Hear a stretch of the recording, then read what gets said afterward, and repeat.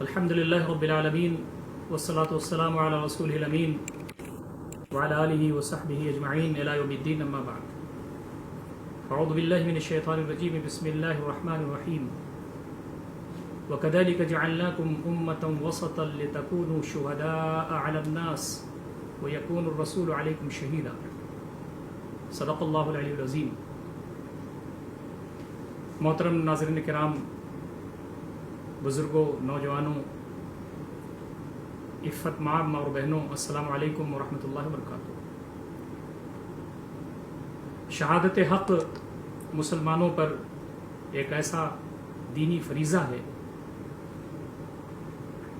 جو ہمارے لیے فخر و اعزاز کی بات ہے. اللہ رب العزت کا یہ کرم اور اس کا احسان ہے کہ اس نے ہمیں ایک ایسا دین عنایت فرمایا جو پوری زندگی کی رہنمائی کرتا ہے. نبی مکرم صلی اللہ علیہ وسلم کی بعثت مسلمانوں اور مومنوں پر اللہ رب العزت کی طرف سے احسان ہے کہ آپ نے اللہ رب العزت کے دین پر عمل کر کے پوری دنیا کو بتا دیا اور ایک راستہ چھوڑا، ایک شاہراہ چھوڑی جس پر چل کر ہم شہادت حق کا فریضہ انجام دے سکتے ہیں. لقد کان لکم فی رسول اللہ اسوۃ حسنہ، نبی اکرم صلی اللہ علیہ وسلم کی زندگی میں تمہارے لیے نمونہ ہے. شہادت حق یہ ہے کہ ہمارا پالنہار رب العزت، ہمارا رب جو پوری کائنات کا خالق و مالک ہے، اس کی بندگی کی جائے، اس کے بتائے ہوئے طریقے پر عمل کیا جائے اور اپنی زبان سے اور اپنے عمل سے اور پوری زندگی اس بات کی گواہی دی جائے کہ اللہ رب العزت برحق ہے، اس کی تعلیمات برحق ہیں، اور اللہ رب العزت نے جو احکام اور قوانین دیے ہیں اس دنیا میں مسلمانوں کو اور خاص طریقے سے پوری کائنات اور سارے انسانوں کے لیے عمل کرنے کے لیے وہ برحق ہے. تو شہادت حق کا مطلب یہ ہے کہ مسلمانوں کو خاص طریقے سے یہ بات جاننی چاہیے کہ اللہ رب العزت نے انہیں اس زمین پر اپنی بندگی کے لیے، قیام عدل و قسط کے لیے اور اللہ رب العزت کی زمین پر حق کی گواہی کے لیے برپا کیا ہے، پیدا کیا ہے. حق کی یہ گواہی زبان سے بھی ہوتی ہے اور عمل سے بھی ہوتی ہے. ہم ہر جگہ اس بات کا اقرار کریں اور اپنی زبان سے اس کا اعلان کریں کہ ہم حق کے گواہ ہیں. اللہ رب العزت برحق ہے، اس کی تعلیمات برحق ہیں، نبی اکرم صلی اللہ علیہ وسلم برحق ہیں، اس دنیا میں جو آپ کچھ لے کر آئے وہ برحق ہے. زندگی گزارنے کا جو طریقہ نبی اکرم صلی اللہ علیہ وسلم لے کر کے آئے وہ برحق ہے. اور اس کے دو پہلو ہیں، ایک ہیں عام قوانین جو زندگی میں برتنے کے ہیں جس کو سول لاز کہتے ہیں، اور دوسرے ہیں وہ قوانین جو بزور قوت نافذ ہوتے ہیں جن کو کرمنل لاز کہا جاتا ہے، فوجداری قوانین. یہ ساری چیزیں اور یہ سارے احکامات، اس کے بارے میں ہم یہ گواہی دیں کہ یہ برحق ہیں، اور اس دنیا میں اس وقت تک سکون اور چین نہیں آ سکتا جب تک کہ بندہ ان پر عمل نہیں کرے. اور عملی شہادت یہ ہے کہ ہم ہر لمحہ اپنی زندگی سے یہ ثابت کریں، اپنے ہاتھ اور پیر سے یہ ثابت کریں، اپنی زندگی کے ہر ایکشن و عمل سے یہ ثابت کریں کہ یہ ساری چیزیں برحق ہیں. نبی اکرم صلی اللہ علیہ وسلم کی تعلیمات کے برحق ہونے کا مطلب یہ ہے کہ اس پر ہم عمل کریں. اللہ رب العزت نے جو ہم تمام کو رہنمائی کی ہے قرآن کی شکل میں، اس کی تعلیمات اور اس کی آیات پر ہم عمل کریں. نبی اکرم صلی اللہ علیہ وسلم کے جو احکامات ہیں ان احکامات پر ہم عمل کریں. تو عملی گواہی یہ ہے کہ ہم پوری زندگی اس کی عملاً گواہی دیں. دیکھیے، دین کسی ایک حصے کا نام نہیں ہے. دین میں انفرادی زندگی بھی ہے، دین میں اجتماعی زندگی بھی ہے. انسان کی اپنی گھر کی زندگی، اپنی بیوی بچوں کے ساتھ زندگی، ماں باپ کے ساتھ اس کے تعلقات، پڑوسیوں کے ساتھ اس کی زندگی، مسلمانوں کے عام جو سماج ہے ان سے ربط و تعلق، غیر مسلم بھائیوں کے ساتھ اس کے ربط و تعلق، ہماری تعلیم، ہماری تربیت، ہماری معیشت، ہماری معاشرت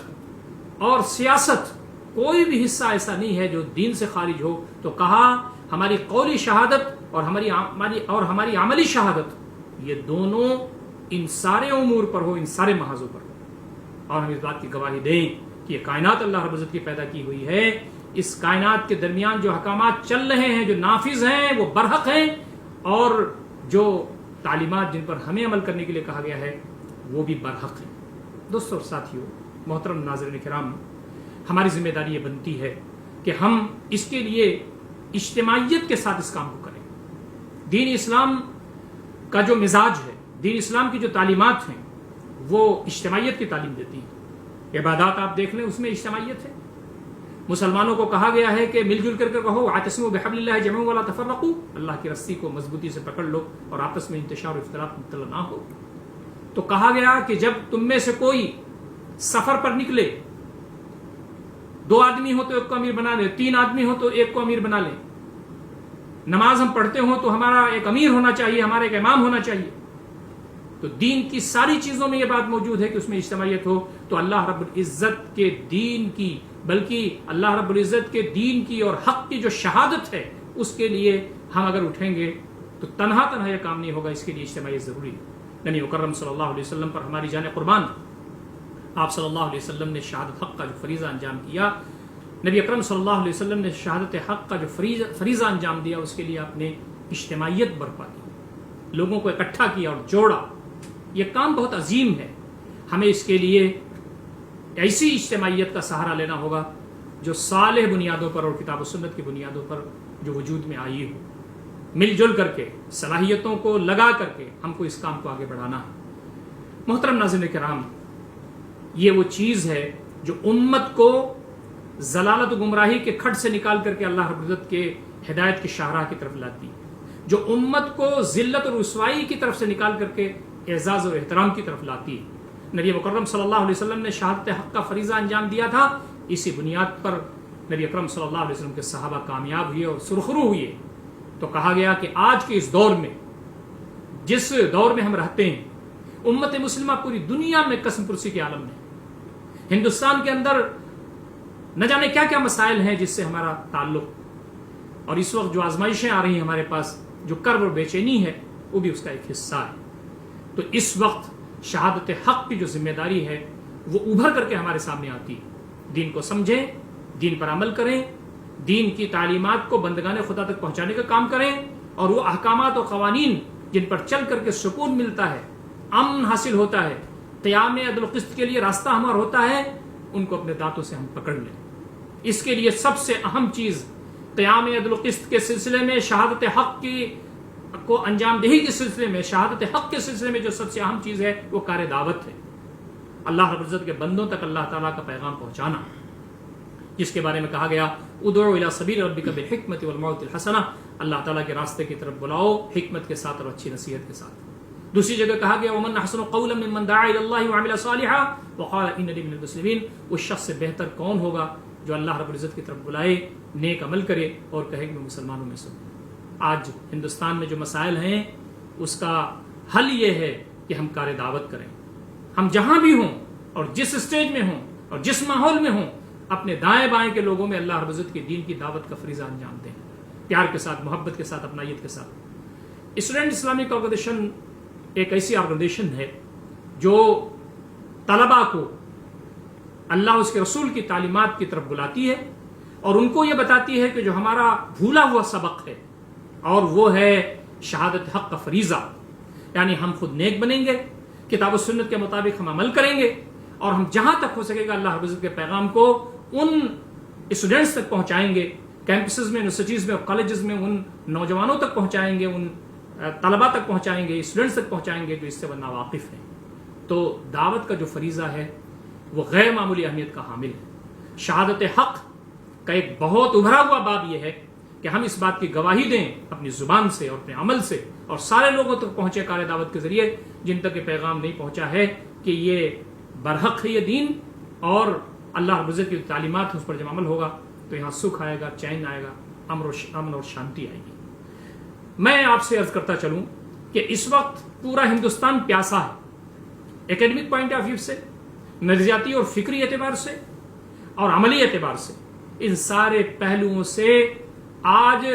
بانجھ ہے پورا سماج اور سارے مذاہب اور ان کے ماننے والے. ہم اگر اٹھیں اور اس جانب آگے بڑھیں اور لوگوں کے ذہنوں میں جو شکوک و شبہات پیدا ہیں، جو ہمارے نوجوانوں اور اسٹوڈنٹس کے ذہنوں میں شکوک و شبہات پیدا ہیں، ان کو ہم اگر رفع کریں اور دین کی تعلیمات کو بے کم و کاست اس انداز سے پیش کریں جیسا کتاب و سنت میں ہیں، تو دلوں کے اندر اور ہر انسان کے اندر جو فطرت سلیمہ کی بنیاد پر ایک نور ہے وہ جاگ اٹھے گا، وہ بھڑک اٹھے گا، اور انشاءاللہ العزیز دین کی طرف لوگ آئیں گے۔ یہ ہماری اس امت کا فریضہ ہے۔ امت فرض منصبی کو بھول چکی ہے۔ یہ امت جو نبی اکرم صلی اللہ علیہ وسلم کے ذریعے برپا ہوئی، اور جس کو یہ کہا گیا تھا کہ تم بنی اسرائیل، جس کو یہ کہا گیا تھا کہ تم بنی اسرائیل کی طرح نہ ہو جانا، یہود و نصارہ کی طرح نہ ہو جانا، انہوں نے اللہ تعالیٰ کے دین پر خود عمل کرنا چھوڑ دیا تھا، جس کے بارے میں کہا گیا قرآن مجید میں اتأمرون الناس بالبر وتنسون انفسکم وانتم تتلون الکتاب افلا تعقلون، کیا تم بھلائی کو حکم دیتے ہو، اپنے آپ کو بھول جاتے ہو، تم کتاب کی تلاوت کرتے ہو، تمہیں سمجھ میں نہیں آتا۔ یہ بات یہود کے ہاں موجود تھی، یہ نصارہ کے ہاں موجود تھی۔ اس امت مسلمہ سے یہ کہا گیا ہے تمہاری اس امت مسلمہ سے کہا گیا ہے تمہارا فرض منصبی یہ ہے کہ تم شہادت حق کا فریضہ انجام دو۔ وَكَذَلِكَ جَعَلْنَاكُمْ أُمَّةً وَسَطًا لِتَكُونُوا شُهَدَاءَ عَلَى النَّاسِ وَيَكُونَ الرَّسُولُ عَلَيْكُمْ شَهِيدًا۔ اسی طریقے سے ہم نے تم کو امت وسط بنایا ہے تاکہ تم لوگوں پر گواہ بن کر کے اٹھو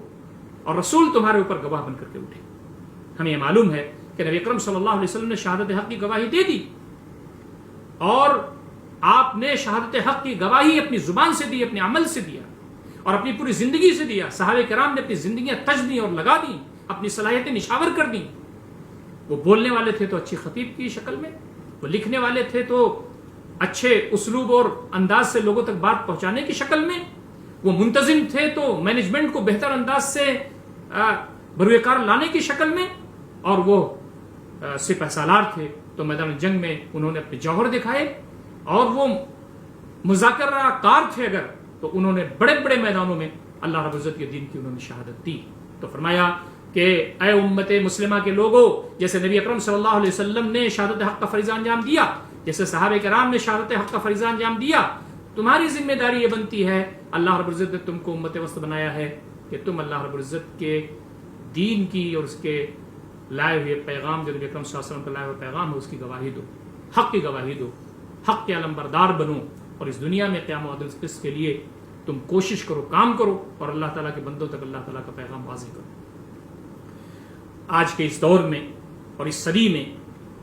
سب سے بڑا جو رول ہے وہ علامہ مودودی رحمۃ اللہ علیہ کا ہے۔ آپ نے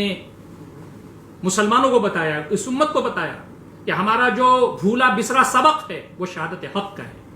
ہم تمام نبی اکرم صلی اللہ علیہ وسلم کی جو امتی ہیں، ہمارے پاس کتاب و سنت کا جو سرمایہ موجود ہے، تو ہمارا کام یہ ہے کہ خود ہم زبان سے شہادت حق کا فریضہ انجام دیں اور اپنے عمل سے شہادت حق کا فریضہ انجام دیں، اور ہماری جتنی بھی صلاحیتیں ہیں سب اللہ رب العزت کے اس دین کی اور حق کی گواہی دینے میں گزرے۔ تو آپ نے اس کے لیے کوشش کی،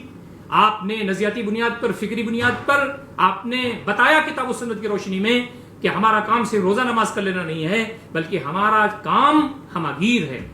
ہمارا فرض منصبی یہ ہے